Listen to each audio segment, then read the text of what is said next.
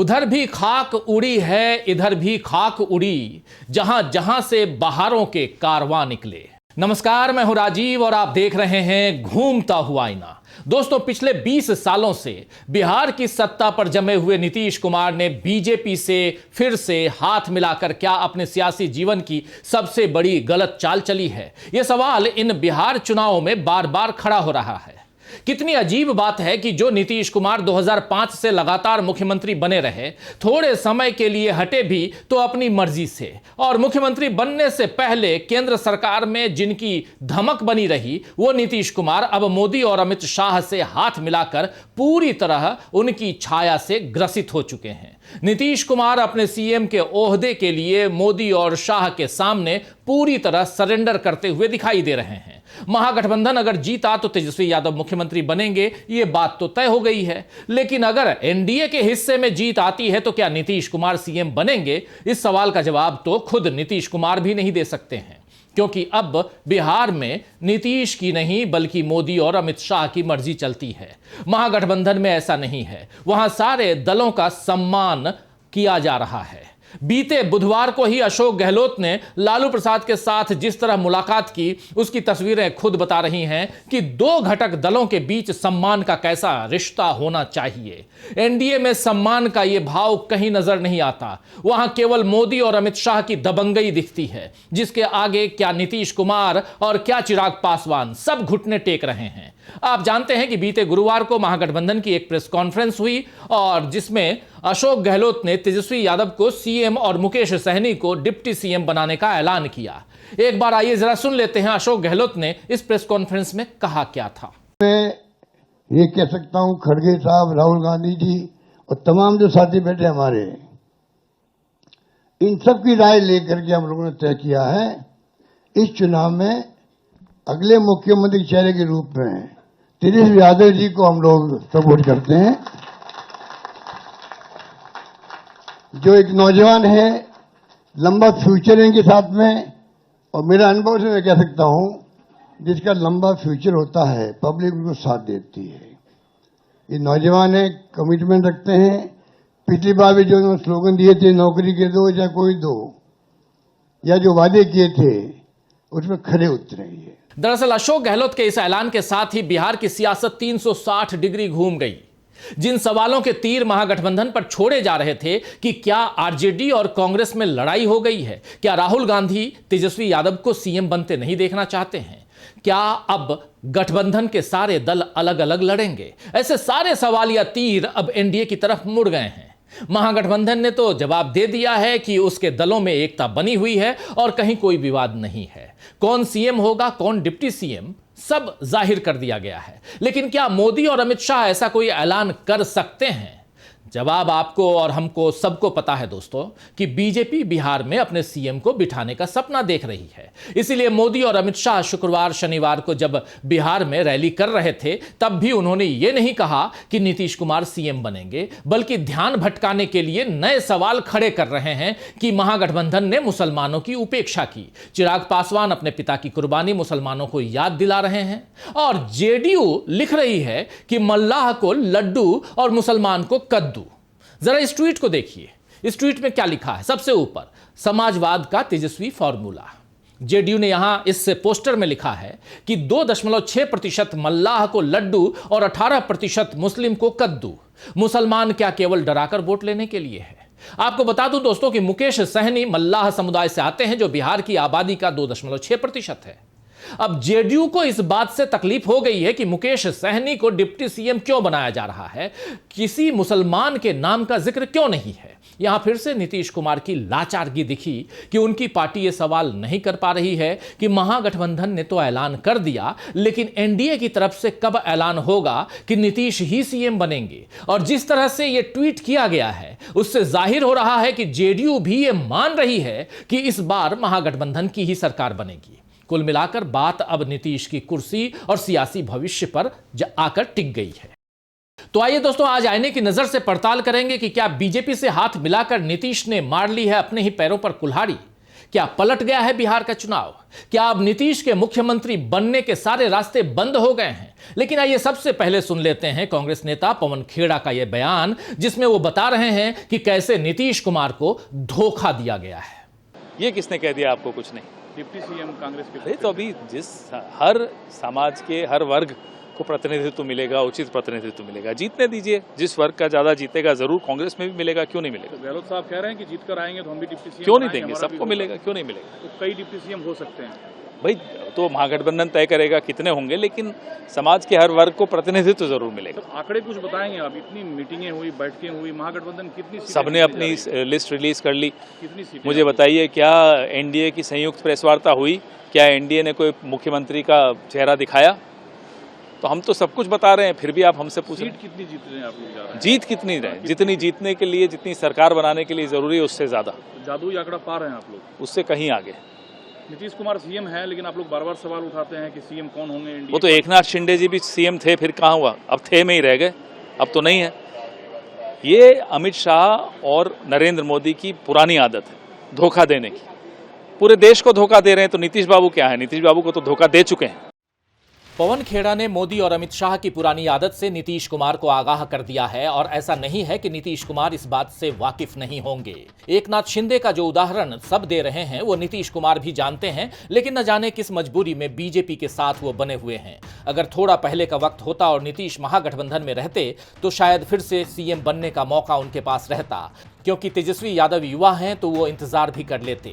लेकिन महागठबंधन में जाने या फिर से सीएम बनने के सारे मौके नीतीश कुमार ने खुद ही बंद कर लिए हैं।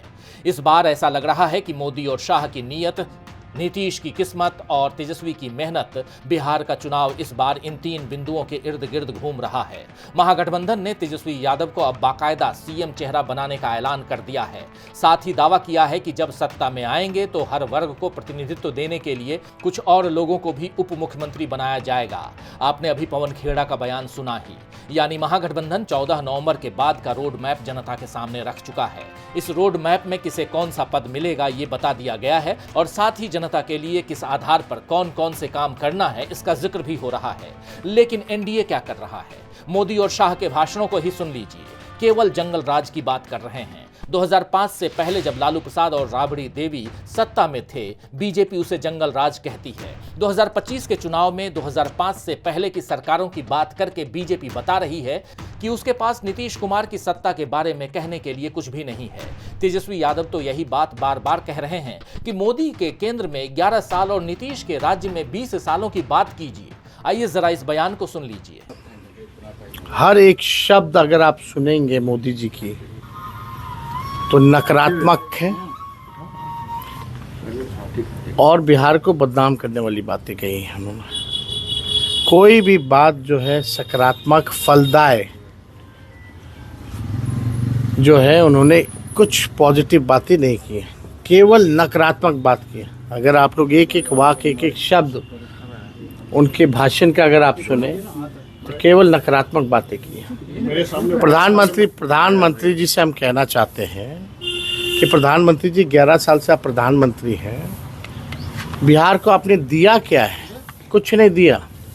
गुजरात के तुलना में लगाएंगे फैक्ट्री गुजरात में या विक्ट्री चाहिए बिहार में, ये नहीं होने वाला है। SEZ गुजरात में, IT हब गुजरात में, सेमीकंडक्टर फैक्ट्री महाराष्ट्र से उठा करके गुजरात में, बुलेट ट्रेन गुजरात में। इन्वेस्टर मीट कराते हैं तो बिहार कितना बार इन्वेस्टर मीट प्रधानमंत्री जी कराए हैं, कितना बार बिहार इन्वेस्टर मीट में आए हैं, लेकिन जाते हैं गुजरात में।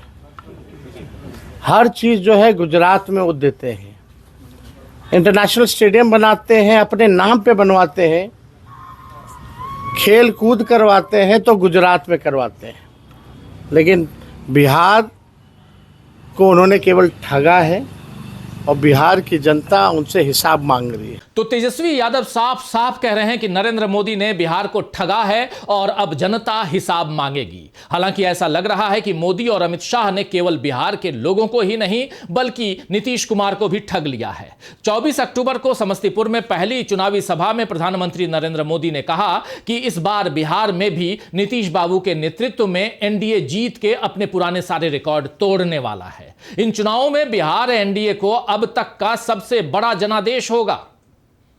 लेकिन करीब 45 मिनट के भाषण में नरेंद्र मोदी ने कई बार एनडीए सरकार बनाने की बातें तो कही, मगर एक बार भी उन्होंने फिर से नीतीश सरकार का नारा नहीं दिया। सोचने वाली बात यह है दोस्तों कि जब केंद्र में मोदी सरकार का नारा एनडीए लगा सकती है तो बिहार में नीतीश सरकार कहने में क्या हर्ज है। 5 साल पहले यानी 2020 के चुनाव में तो ऐसा नहीं था। 23 अक्टूबर 2020 को मोदी ने सासाराम में पहली चुनावी रैली में कहा था कि नीतीश कुमार की अगुवाई में सरकार बनाना जरूरी है। इसके बाद 1 नवंबर 2020 को मोतिहारी में फिर से मोदी ने नीतीश को मुख्यमंत्री बनाने की बात कही थी। जो मोदी अपने लिए 2029 और 2035 और न जाने कब तक प्रधानमंत्री की कुर्सी तय कर चुके हैं, उन्हें नीतीश कुमार को फिर से सीएम बनाने से क्या परहेज है आखिर। 2020 में नीतीश कुमार को सीएम बनाने का ऐलान केवल मोदी ही नहीं बल्कि अमित शाह भी करते थे।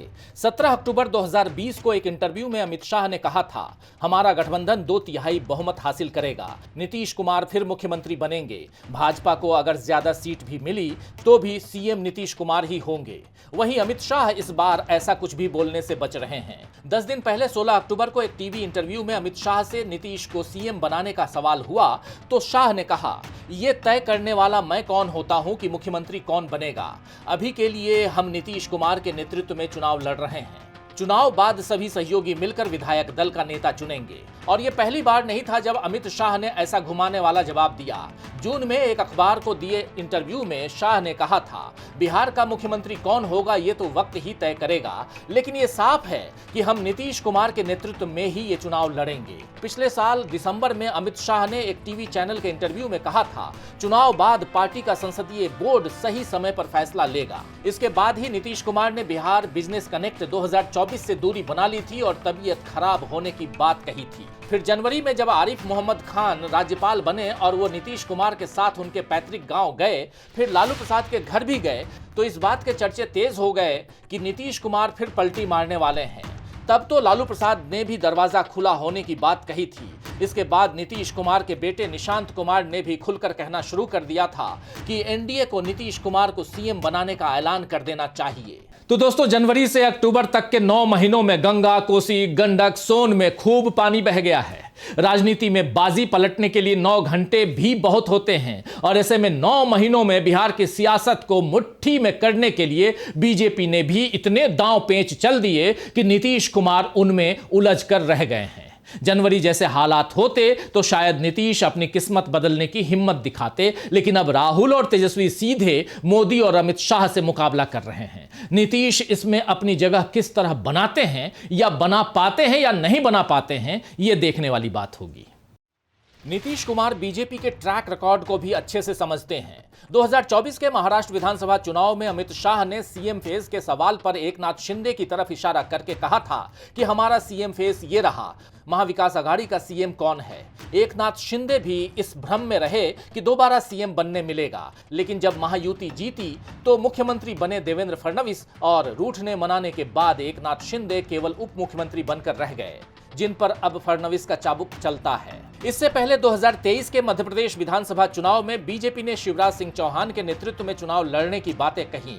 शिवराज सिंह चौहान के पास राज्य को चलाने का अच्छा खासा अनुभव भी था और 2014 में तो यहां तक चर्चा चलती थी कि मोदी ही क्यों, शिवराज सिंह चौहान भी प्रधानमंत्री पद के दावेदार हो सकते हैं, क्योंकि वो भी मध्य प्रदेश में भाजपा को जीत दिलवा चुके हैं। लेकिन 2023 के चुनाव में बीजेपी ने मोहन यादव को मुख्यमंत्री बनाकर जनता को ही नहीं बल्कि शिवराज सिंह चौहान को भी चौंका दिया था। उन्हें केंद्रीय मंत्री का पद देकर फिलहाल होल्ड पर रखा गया है। जैसे छत्तीसगढ़ में डॉक्टर रमन सिंह को विधानसभा अध्यक्ष बनाकर सम्मान का दिखावा किया गया है, वरना 3 बार मुख्यमंत्री रह चुके रमन सिंह छत्तीसगढ़ में बीजेपी की जमी जमाई बाजी पलट भी सकते थे। राजस्थान में वसुंधरा राजे को बीजेपी ने ऐसे ही साइडलाइन किया है। इसी तरह 2021 के असम विधानसभा चुनाव में बीजेपी सर्बानंद सोनोवाल के नेतृत्व में चुनाव लड़ी, लेकिन सीएम बना दिया हिमंता बिस्वा शर्मा को। अब अगले साल असम में चुनाव हैं और शायद हिमंता बिस्वा शर्मा भी नहीं जानते कि उनका भविष्य क्या होगा। तो नीतीश कुमार के लिए यह सोचने वाली बात है कि जब बीजेपी में मोदी और अमित शाह अपने ही नेताओं को नहीं छोड़ते हैं, नहीं बख्शते हैं, या एकनाथ शिंदे जैसे नेता जिनके कारण महाराष्ट्र में बीजेपी को सत्ता मिली, उन्हें तक सीएम हाउस से बाहर कर दिया गया, तो बिहार में यही खेल करने में बीजेपी को आखिर कितना वक्त लगेगा। ध्यान रहे कि बिहार हिंदी पट्टी का इकलौता राज्य बचा है जहां बीजेपी का कोई सीएम अभी तक नहीं रहा। मोदी अपने प्रधानमंत्री रहते हुए हर वो काम कर लेना चाहते हैं जो उनसे पहले के बीजेपी नेता यानी अटल बिहारी वाजपेयी और लाल कृष्ण आडवाणी नहीं कर पाए। मोदी है तो मुमकिन है, ये महज नारा नहीं है दोस्तों। मोदी की सियासत का ये फिक्स्ड डिपॉजिट है जिसके ब्याज पर मोदी अपनी कुर्सी संभाले हुए हैं या संभालना चाहते हैं। राम मंदिर बनाना, कश्मीर से 370 खत्म करना, नक्सलवाद को खत्म करने का दावा करना, इन तमाम उपलब्धियों को मोदी अपने भाषणों में गिनाते ही रहते हैं। बिहार में जीत का मौका बना तो फिर बीजेपी का सीएम बनाकर उसे अगले कुछ बरस तक भुनाएंगे, ये तय है।